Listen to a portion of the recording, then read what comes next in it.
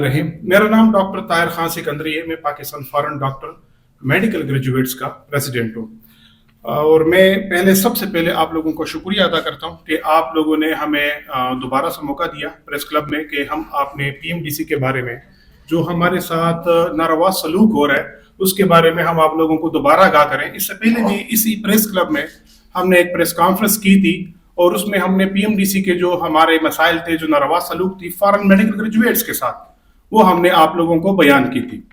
आज जो हम प्रेस कॉन्फ्रेंस करने जा रहे हैं वो इस बेस पे हमने करने जा रहे हैं कि पीएमडीसी के जो हर दिन के नए नए कानून और नई नई पॉलिसियां आती हैं और हम पे इम्प्लीमेंट होती हैं, और जब भी कभी हम उनसे निगोशिएट करने चलते हैं तो ये ना हमें अंदर छोड़ते हैं, ना ये हमारे साथ बैठते हैं। इवन एक बहाना बना लेते हैं अगर किसी को छोड़ा भी जाए कि हम कौंसिल में ये डिसाइड कर देंगे। अभी रिसेंटली एक एग्जाम हुआ है NRE 1 का, बराए नाम ये एक एग्जाम है। इस एग्जाम में ऐसा किया गया कि 7,300 बंदे अपीयर हुए। 7,300 बंदों में से कम 200 बंदा पास हुआ। ये कहां का कानून है कि आप 7,000 मेडिकल डॉक्टर्स वहां पे एग्जाम दे रहे हैं और उसमें से 200 बंदे क्वालिफाइड हैं। अच्छा, जब हमने इसके बारे में आवाज उठाई तो लड़के कह रहे हैं, जितने भी डॉक्टर्स हैं, कि हमारा जो स्कोर्स है वो नहीं शो किया गया। अब कहां का ये रूल है? दुनिया में अगर आप कहीं भी लाइसेंस का एग्जाम देते हैं वहां पे आपको टोटल स्कोर, साथ में कार्बन पेपर, साथ में आपका जो स्कोर लिया होता है, जो आपने अचीव किया होता है, वो साथ में दिया होता है कि भाई आपने पार्ट पेपर 1 में इतना लिया, पार्ट पेपर 2 में इतना लिया, तो आपका इतना परसेंटेज बनता है।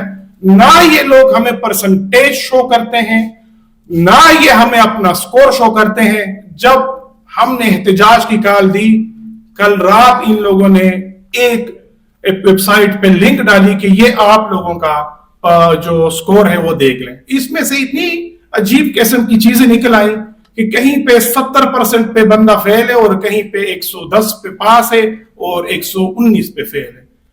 तो हमें समझ नहीं आ रही कि रिजवान ताज साहब जो पीएमडीसी के प्रेसिडेंट है, वन इन ऑल है, वो एक बहाना बनाते हैं। ये हमें रिसेंटली ये बात पता चली है कि कौंसिल में जब भी कोई काम होता है, जब भी कोई मीटिंग्स होती है, जो एक लाइहामल तैयार किया जाता है और एक एजेंडा तैयार किया जाता है, 5 दिन बाद वो अपनी मनमानी करके किसी और नोटिफिकेशन की सूरत में वो अपलोड कर देते हैं। अभी हम आते हैं जो पीएमडीसी के ज्यादा हमारे साथ मसले मसाइल क्या क्या है और फॉरेन मेडिकल ग्रेजुएट्स को क्यों यहां तक रखा गया। सबसे पहले जो मैं करूंगा एक पीएमडीसी से मुतालबा कि हमारा नेशनल लाइसेंस का एग्जाम जो है वो प्रो मैट्रिक के साथ मुआहदा किया जाए। प्रो मैट्रिक एक ऐसा इदारा है जो कि पूरी दुनिया के मेडिकल के जितने भी एग्जाम्स हैं वो उसको कंडक्ट करती है। उसका अपना एक करिकुलम है, उसका अपना एक क्राइटेरिया, इंटरनेशनल बेस पे क्राइटेरिया है, जो इंटरनेशनल रिकॉग्नाइज्ड रेशियो है, उसके थ्रू एग्जाम लेते हैं। हर हफ्ते में एक एग्जाम लेते हैं। अगर पीएमडीसी इस बात को कहे कि ये बंदे जो है ना क्वालिफाइड नहीं कर सकते, तो इस एग्जाम के थ्रू दूध का दूध और पानी का पानी हो जाएगा। हर हफ्ते ये जो 7,000 बच्चे हैं, ये मैं यहां से इस जगह से मैं चैलेंज करके देता हूं कि 3 महीने के अंदर 7,000 बंदे आप लोगों को नहीं नजर आएंगे। 7,000 डॉक्टर्स हॉस्पिटल में काम कर रहे होंगे। ये मुझे इतना पता है कि इतने कॉम्पिटेंट लोग हैं। इसके बाद मैं आप लोगों को एक और बताऊंगा कि NRE 2 जो एग्जाम है उसमें मैंडेटरी स्टेशन रखे गए, जो कि ऑलरेडी मतलब पीएमसी के दौर में खत्म कर दिए गए थे। फिर इसी NRE 2 के अंदर इन लोगों ने यह किया कि लिमिटेड अटेम्प्ट्स का एक वलवला रचाया।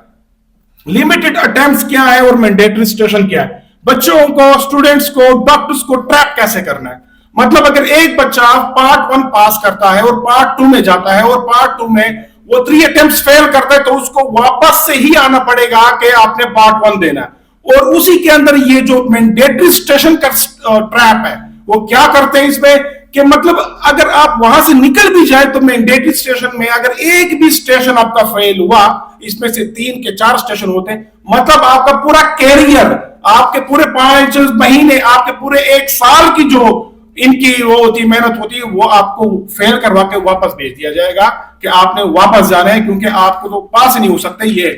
پھر اس دوران ایک اور ہمیں مسئلے کا ہم فیس کر گئے. تو مسئلہ یہ تھا کہ پارٹ 1 والوں نے جب پارٹ 2 میں چلے گئے NRE 1 پاس کرنے کے بعد، ان کے 3 اٹیمپٹس اس ٹائم ہوئے تھے جب PMC کا دور تھا.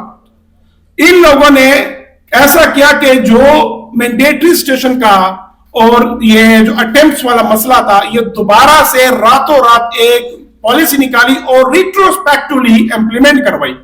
ریٹروسپیکٹولی کا مقصد ہے کہ اس دوران 100-150 بچہ جو تھا، ان کے آلریڈی اٹیمپٹس ہو گئے تھے، ان کو کہا کہ آپ لوگ ہم نہیں الاؤ کریں گے. دنیا میں کہیں پہ بھی آپ لوگ جائیں، پالیسی ہمیشہ پروسپیکٹولی آتی ہے، ریٹروسپیکٹولی کبھی نہیں آتی ہے. ان لوگوں نے ایسا کیا کہ ان کے مفادات کے لیے، بچوں کا جو فائدہ ہے اس کے لیے نہیں، ان بچوں کو فیل کیا گیا.